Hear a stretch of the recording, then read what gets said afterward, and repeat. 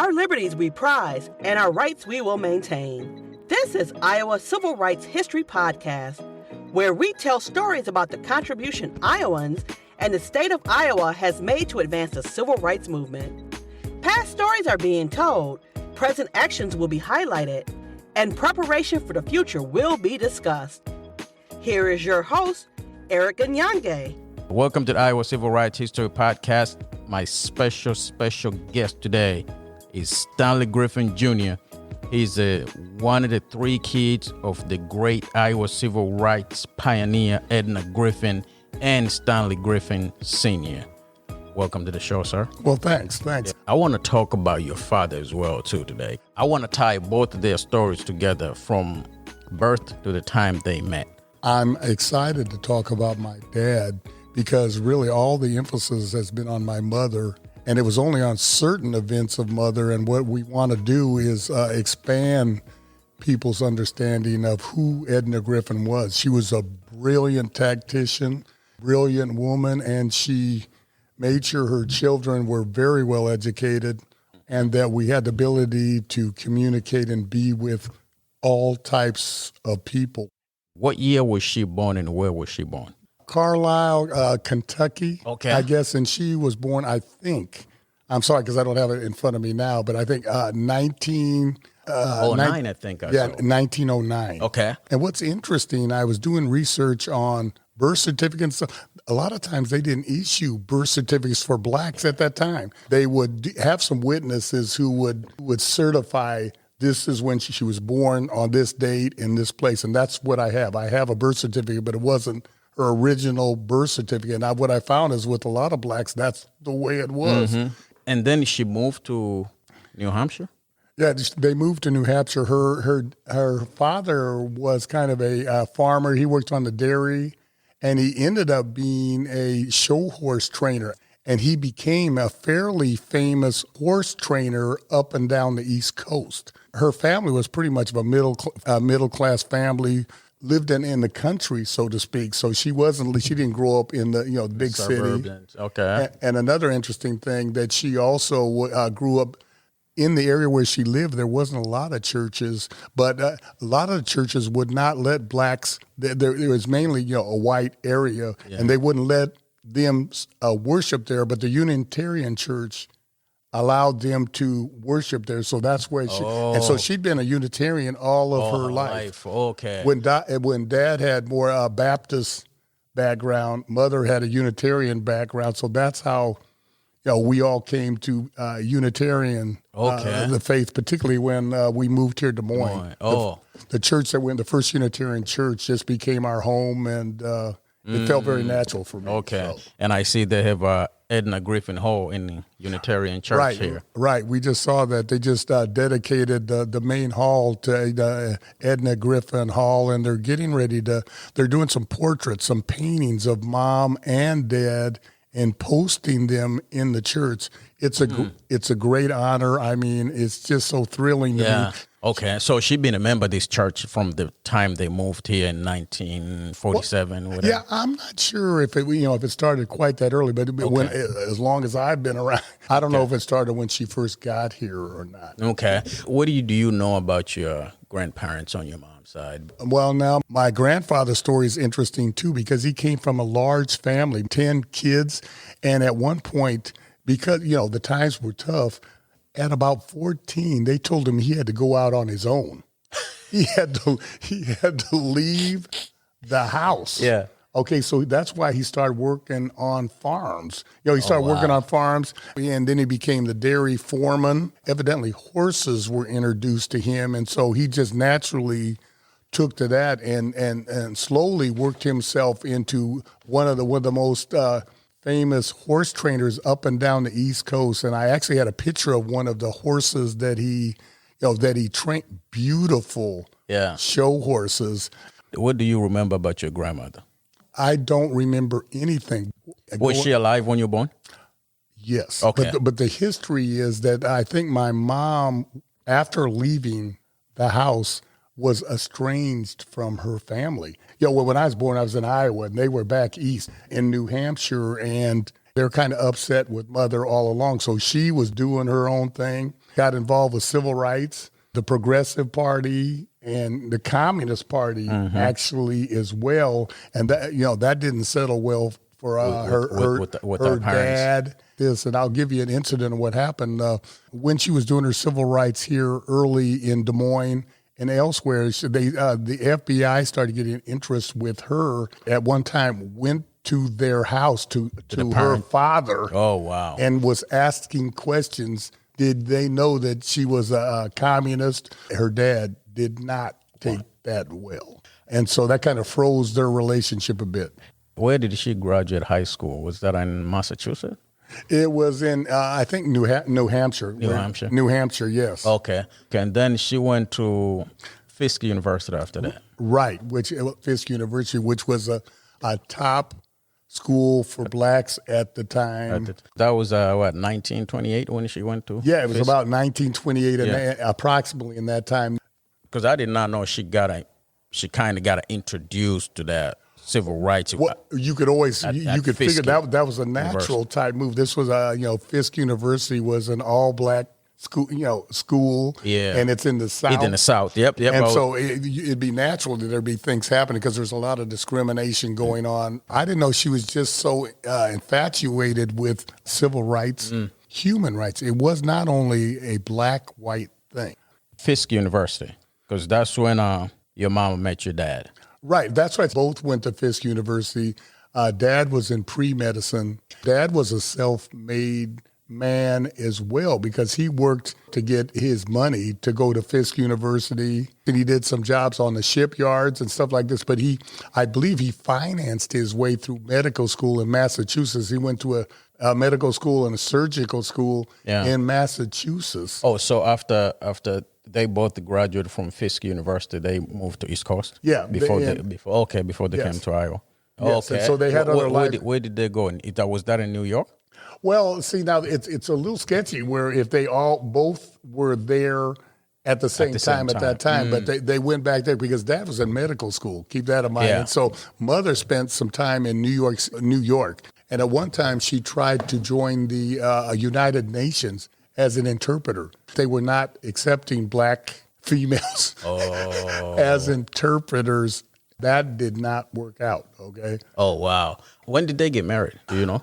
I do not know. They didn't really talk much about their relationship because I was wondering that myself. I was talking to my sister, Phyllis, the one who was involved with the demonstration, my oldest sister. Yeah. She does not know either when and where they got married. They didn't talk about that. Well, we're going to put it this way, because your mom graduated from Fisk University in 1933.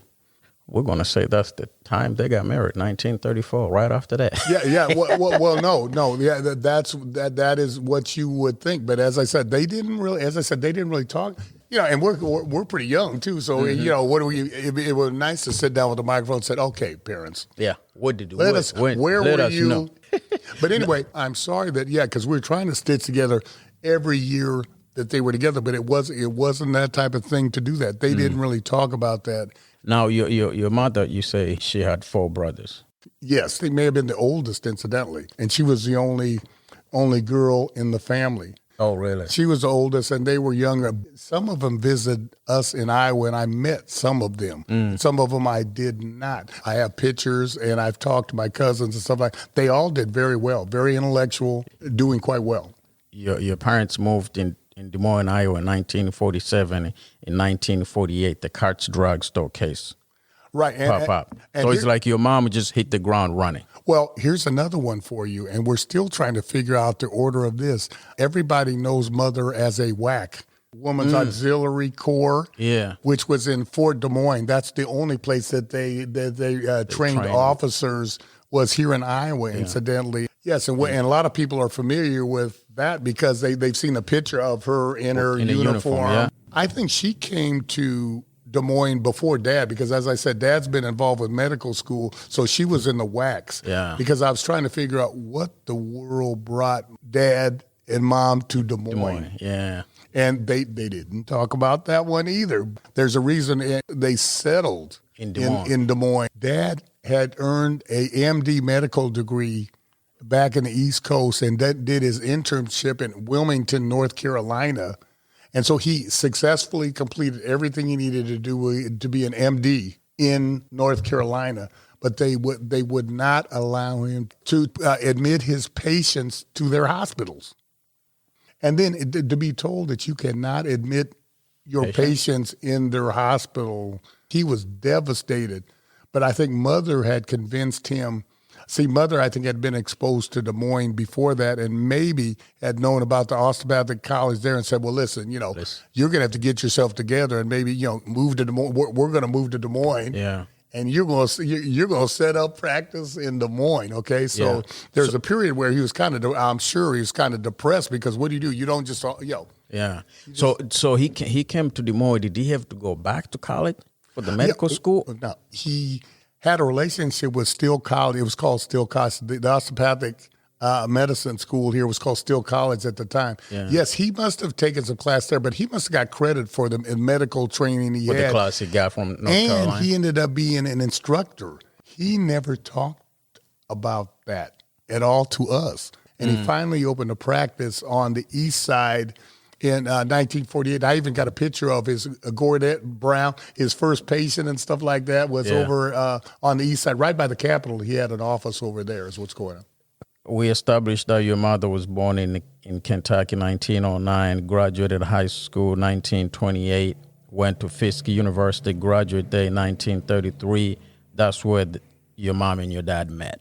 What year was your dad born? Well, see, now you're really going to embarrass me there. I think about 1907, let's say 1907 or so, in Elizabeth City, North Carolina. Okay. And his family was fairly well off, too, because in Elizabeth City, North Carolina, there's Elizabeth City State. There's a black college there. We had a property there. Sarah Griffin, I guess my great-great-grandmother owned like about a block of land down there, and that's where a lot of the family was born down there. The Griffins were from that area there. Oh. How many siblings your dad had? I think 5 siblings. Where was your father rank on the siblings? Oldest, youngest? See, now that's a good question. Yeah. I'm not sure. I'm sorry, I'm not sure about that. I think he may not have been the oldest, but he was one of the older people. Your dad played a huge role for your mom to be the civil rights pioneer. Yes. Because I'm sure he financed a lot of the movement. That's why I wanted to talk about my dad. He was the main foundation of our family. If he wouldn't be the bread earner, self-employed, Mother could not have done what she did. Mm-hmm. And no one will say that it was easy, the relationship, because here's dad, a professional doctor, where some of the other doctors' wives were just doing their thing, doing their thing. They weren't worried about civil rights. Well, she was writing a column in the Iowa Bystander, which is the oldest black newspaper in Iowa, and she had a column called Different Strokes for Different Folks, and she used to write about everybody. I mean, she did not bite her tongue about things that, editorial stuff about people that she thought weren't doing the right thing. And so the contrast between my dad, the professional doctor who helped people, had to be a strain on my dad because the other doctors, their wives were not doing this type of stuff. Did your dad own his own medical practice? Oh, yes. Okay. He had his own medical practice from 1948 on, yes. There's a lot of people in Iowa considered your mom as the agitator and the troublemaker. So how much did that perspective in Des Moines affect your dad's practice? I don't think it did very much because there was a big need for black doctors in the area. And everyone liked him, and he was associated with Omega Psi Phi brothers. And so they all had a network. Obviously, they all worked together. I don't think affected him in that way. And luckily, he was self-employed. Now, if he would have been employed by a hospital somewhere else, now they would let him go. And now that was the deal with Mother. Mother came here and she did not have to have a job. So if you're trying to recruit civil rights activity and protests in the community, people are a little skeptical of doing that because they want to keep their job. If you were a 9-to-5 wage earner, you didn't want to put your job on jeopardy and wherever you worked, Firestone, or if you worked at wherever you work, you didn't want to totally get involved. Because, you did not want to put yourself out there and get fired. I want to cycle back a little bit. So your dad was born in North Carolina and grew up there, finished high school there, then he went to Fisk University? Yeah, I believe so. Yes, he went. Yes, and so there may have been something in between because he had to. You had to earn money. From 1933, let's say they both graduated from Fisk University. They did not move to Iowa until 1947. Right. So that's see now. That's when I think they that she went to New York and was working with different organizations. She was still doing stuff in New York and maybe applied for the UN interpreter. And Dad was probably in medical school, so it took a while. Hey, he had to raise money. Yeah. Okay. So it's not like he went through in 4. Yeah.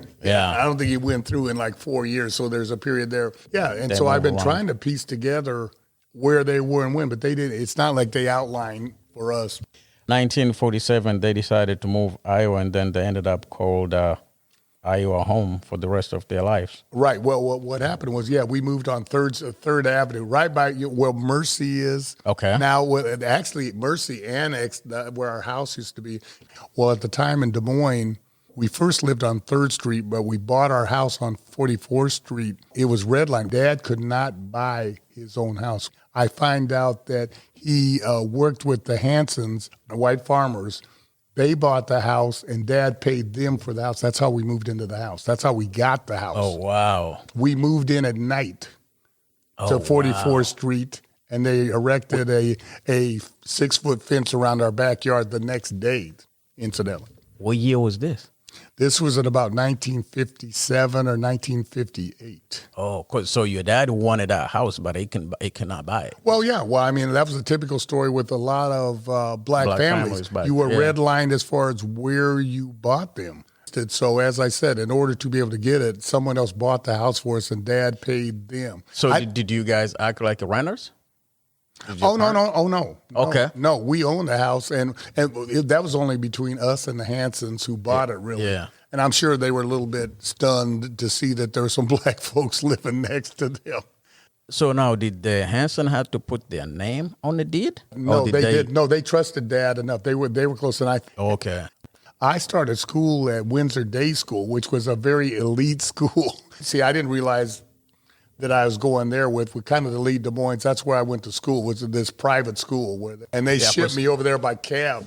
I may have been the first people bussed in Des Moines because I had to take a cab back and forth from Windsor Day School. Yeah, Windsor Day School was right by Roosevelt School at one time. Okay, there was no buses? Oh, no. Oh, okay. No. Oh, wow. No, so I took they sent me by cab a lot of time. Yeah. How many black kids were in your school? About 2 or 3 really? at the time, yes.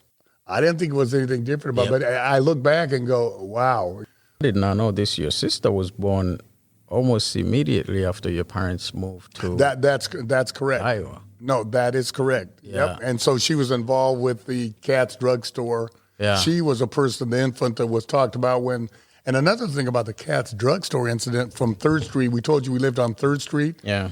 Well, they say in the newspaper article, you'll notice that they said she walked down to Katz. But if anyone took that journey in a car, that's quite a ways. And if this was, and they said that the temperature was like 80 and 90 degrees. Because it was July.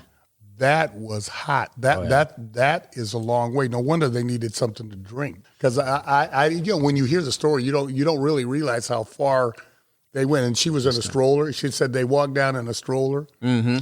They say the brilliance of Edna Griffin is the ability to navigate through 2 different worlds at the same time. As radical activist and also as traditional doctor's wife. Absolutely, and a columnist, different strokes for different folks.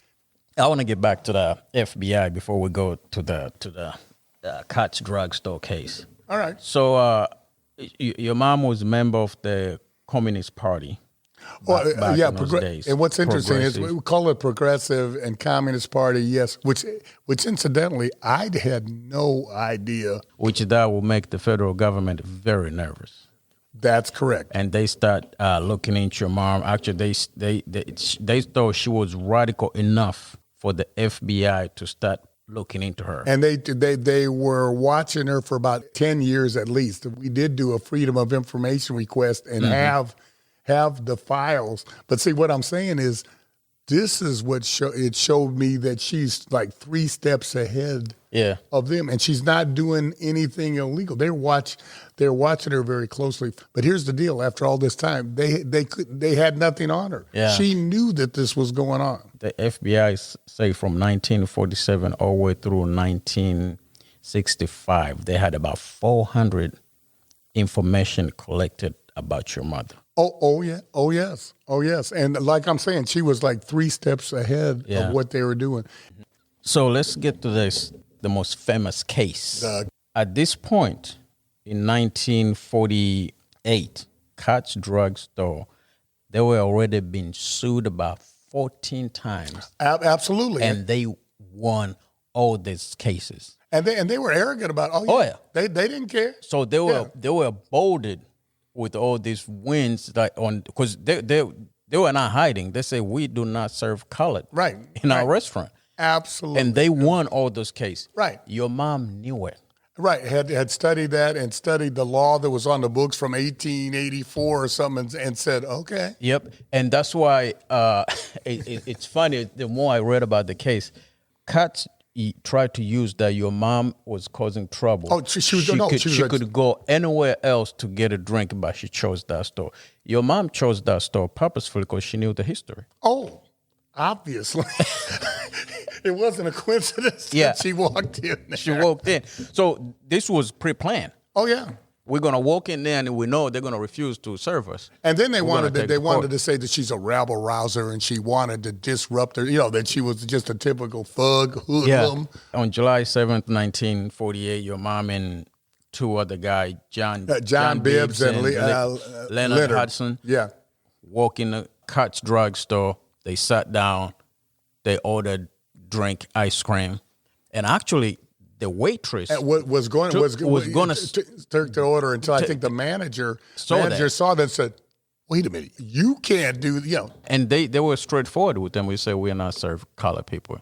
The quote was, and some of it, we're not prepared to serve colored people. They don't have proper equipment to serve colored people in there. Let me tell you, that's why Mother really got mad, because she had observed, even before this, how blacks from the community would go in there, but they knew their place. They'd go in and order food or buy stuff from them, but not sit down at the counter. You could order stuff to go, but don't sit down at the counter. And your mom knew this. And Mother was watching this saying, these people are so complacent. She couldn't believe it. She said she was shocked that it was just the way it was, so to speak. So we're gonna support Katz drugstore, and yet they're discriminated against us. So that and I think I read a statement. NAACP back then, they could not fight them because most of the black people did not want to become a witness. Well, they did not want to be part of she that. Came, as I said, Omega Sci-Fi and stuff. So she started working with the top attorneys. And another interesting thing that caught my attention is the Register and Tribune, the newspaper, the biggest newspaper. They were located across the street, and the reporters would come in there for their meals, but yet they didn't report. They didn't put this stuff in the paper, what was going on. Wow, I did not know that. Reporters would come in there for their lunch, but they were not reporting like on a day-to-day basis on. That's why you don't see a lot more pictures and stuff like this, because they didn't report on it. You think you'd see a lot of articles going, oh yeah, that Griffin's up to what she's doing again, or these people. Yeah. But there was there was a people protest, so reporters had to see that. Right. They had to see what's going on. So this is the biggest newspaper in Iowa. Why do you think they didn't? I guess maybe they were told by their editor. Who knows? By the editor that or maybe they did want to say something. They said, "Oh no, don't give it publicity." Yeah, and don't get involved with that. Yeah. But I thought that was ironic that you're sitting in there. They're coming in there to get their lunch and not reporting on the story. Your mom and these 2 other guys, they ended up suing Katz drugstore, civil case and criminal case. That's what they did. If you study that case, at first I guess they won initially, but then Katz was still not done. They had to go back again. They had to go back again. They went in there. They had won some earlier stuff, but they had to go back in because Katz was saying once again, "Oh, we're not going to, not listening to this." And I love what happened at the trial. The waitress that wanted to serve them, they fired her. But during the court thing, they found her, and she appeared in court. and wow. testified about what happened and what they told. Yeah, because they were saying that she was, mother and them were defiant and causing trouble, and so she came in there and said, "Oh no, we were just serving them."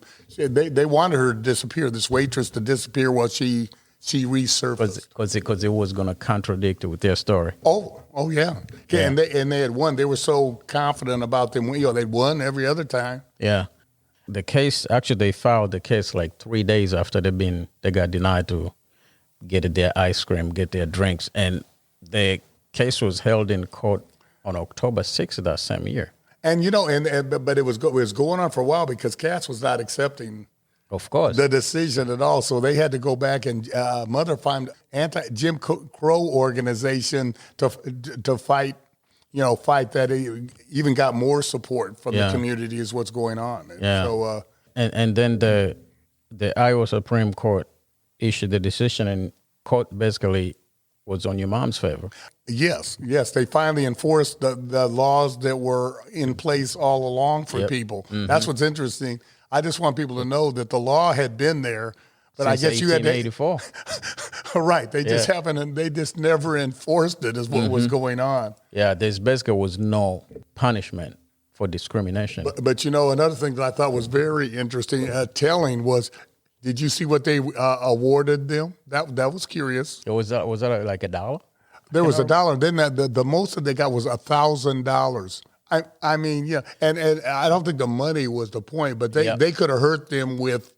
They should have any time now. They should have hit them with way more fines because they had been going on with this a long time, and they thought they were going to be slick. I guess they still thought they were going to win until the end.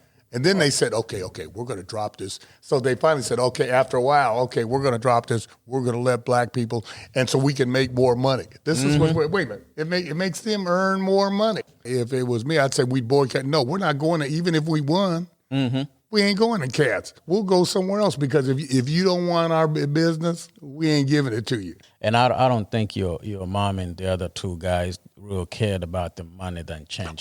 No. It was not. It was not about the money, and therefore it had an impact all over Iowa. What they did as far as equal accommodations and going into restaurants, and it affected them because Katz, I think, was headquarters out of Kansas City. And the beauty was there was no violence, no one arrested.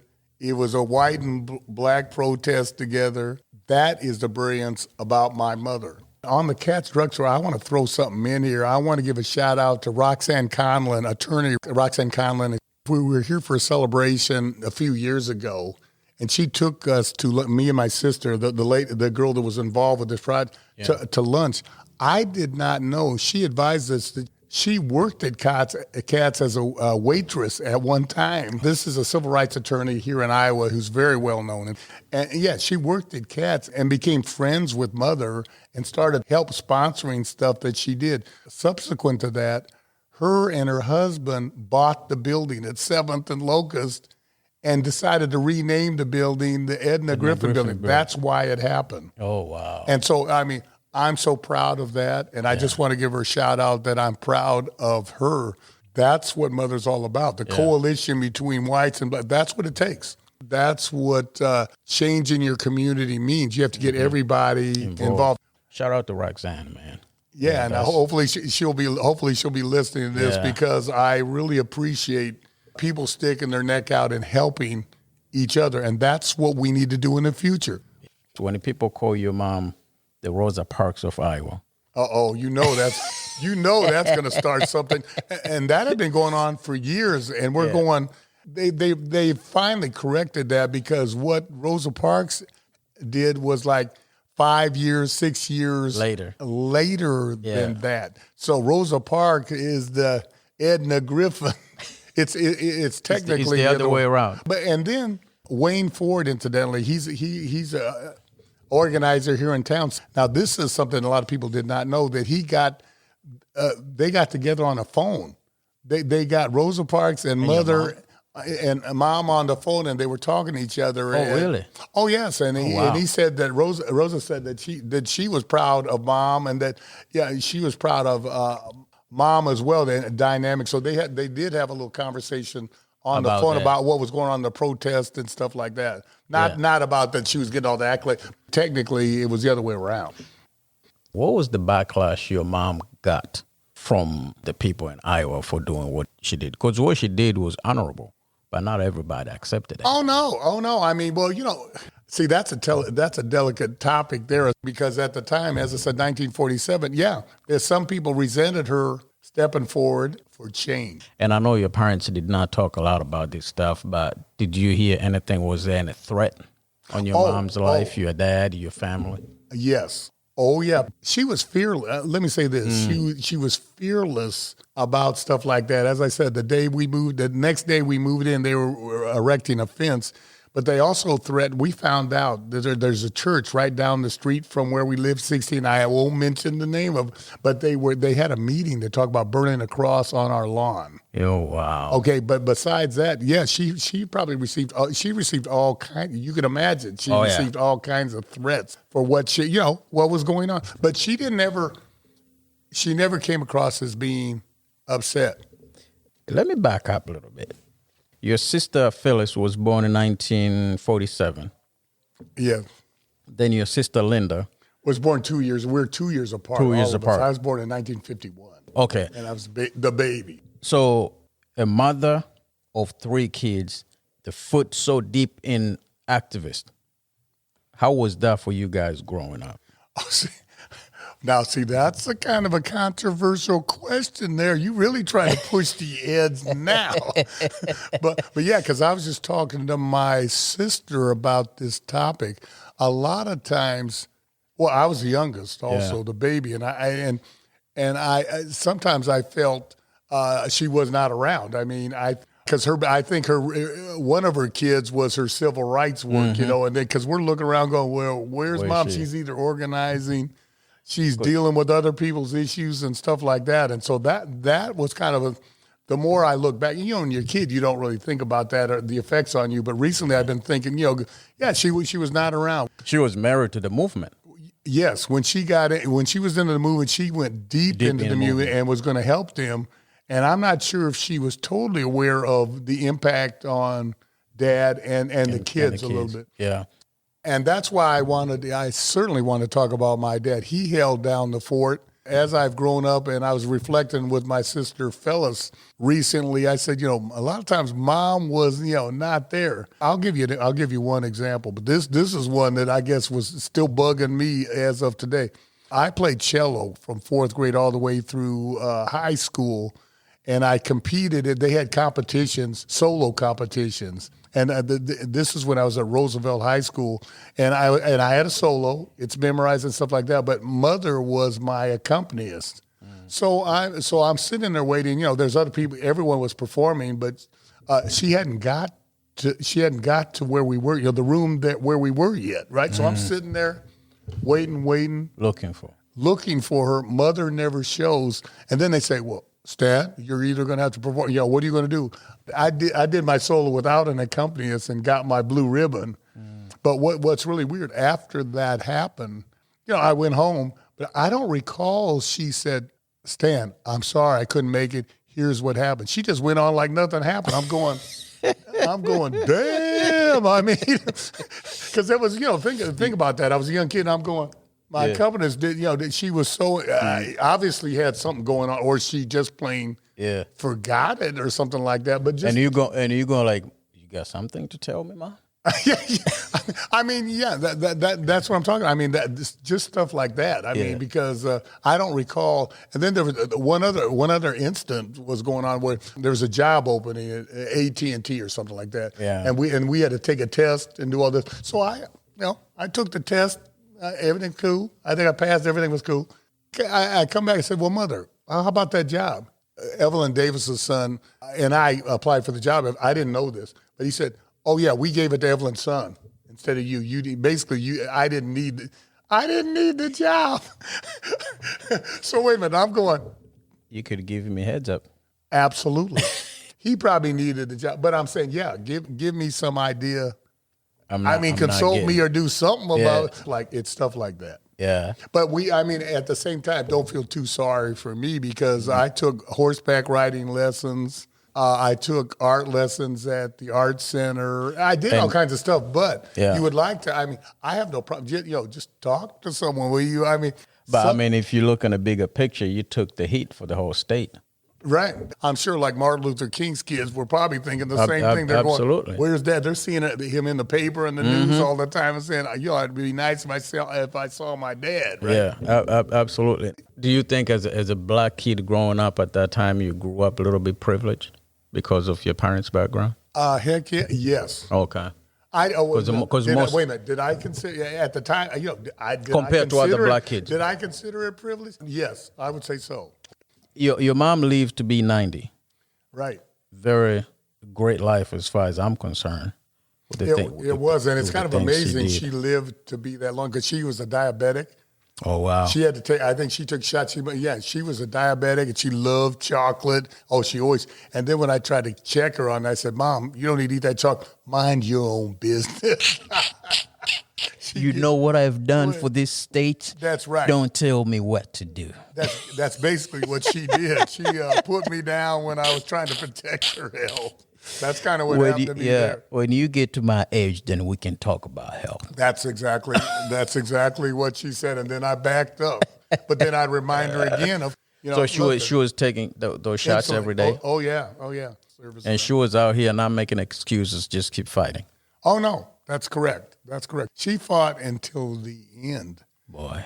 Now, all you Griffin kids did not want to settle in Iowa. You moved, your sisters moved.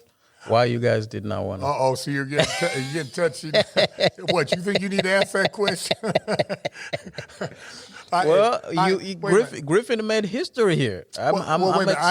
We need, let's put it this way, simply, I needed some diversity. I wanted to see what else was going on. Des Moines is great. Don't get me wrong. I'm an Iowan, okay? So I don't claim to be anything else. But I yearned to see more diversity, to meet more of us. Where there's a higher percentage. But I got to push that back a little bit, Stan. Okay. I got to push that back a little bit. Okay, now hit me with it now. Your mama wanted to see change. She did not run. She made it happen. That's right. Now you trying to get controversial. No, I didn't run. I guess I didn't see it like run. Well, what took me out of town initially was college and stuff, okay? Yeah. I take the University of Iowa, University of Colorado, which I have 2 degrees from there. Yeah. So I got around, and you get exposed to a lot of different because things. Because at first, growing up in one place, you don't really know what the rest of the world is like. Okay. Yeah. I traveled. You're right. I've traveled. I traveled around the country a little bit, and so you get curious about what else is going on. You're right. To be fair, your parents also. So you're gonna back? Oh, wait a minute. Oh, you backing up? I'm double down a little bit because that's right. I'm bigger than you too. Because your parents moved around a little bit before they settled in Iowa, so it wouldn't be fair for you to be born and raised in Iowa and then dying in Iowa. Right. And I think that was natural because a lot of people from Iowa moved to Colorado, for instance. A lot of friends, whites, people moved from other locations. Yeah. And for instance, I live in the Atlanta area now, and I love Atlanta is a mecca for black people as far of all income stratas. Yeah. There's all these colleges there, musicians and stuff like that. So what is the legacy of Edna Griffin? I hope the legacy of her is one world, one peace. Everyone getting along. That we are all together in this world. That's the only thing I've been taught. Get to know people. Why do foreign exchange students come here? So they can get to know other people and stuff like this. And if you don't have interaction with people that are different, well, you won't know what they're like. The story is the same. Once you start interacting with people, you say, dang, they want the same things. Mm-hmm. They want their kids to be successful, educated. How do we honor Edna Griffin going forward? Well, bring people together. People just need to think deeply what they can do to make a difference in people's life. You know? So whatever media it is, everyone needs to find a niche that helps them speak out. But don't sit back and just let a pass. You'll be jaded. You need to do something positive, whatever it might be. It doesn't have to be any big thing. Mm-hmm. And what I want people to know is take what she said. Let's study what she's done and figure out what we can do next. Describe your mom in one word. Oh, here, hang on. Describe her in one word as a mother and in another word as a civil rights leader. As a mother, Yeah. wow. See, wait a minute, one word? Yeah, just one word. You get one word to describe her before you die. You don't get a chance to say another one. Nurturing, I'd say, for that. Ooh, like it. Now, the second one, what was the second? The civil rights. As a civil rights leader, how would you describe your mom in one word?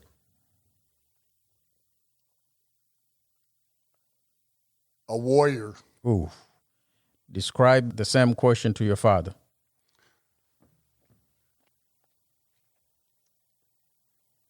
The one word. See, this is good. Brilliant. The first word. As a civil rights, supportive, because he is supportive of mother. Yeah. So when the book about your mom is coming out? You Go on the record. you're gonna make me sweat now. Go on the record. Because I'd say within a couple of years. Let's put it that way, or sooner. Why It's a lot. The problem is you have to stop. I love to travel, so you have to stop. Yeah. And concentrate completely on this, and so I think that it's going to happen a little bit more now. I also have to work with my older sister, the sister that was involved with this. Sit down and do it. The only way to do it is just designate time and put it out. All this will disappear in 100 years if you keep messing around and not right now, but That is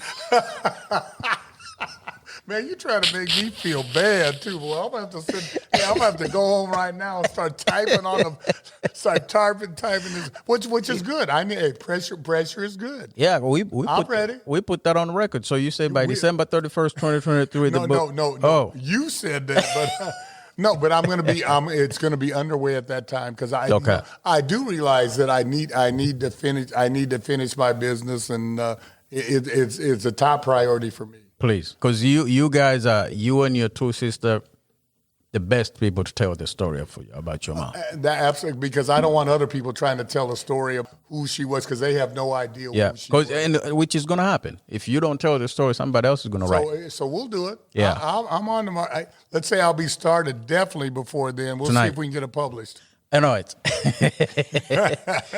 Describe your sister Phyllis in one word.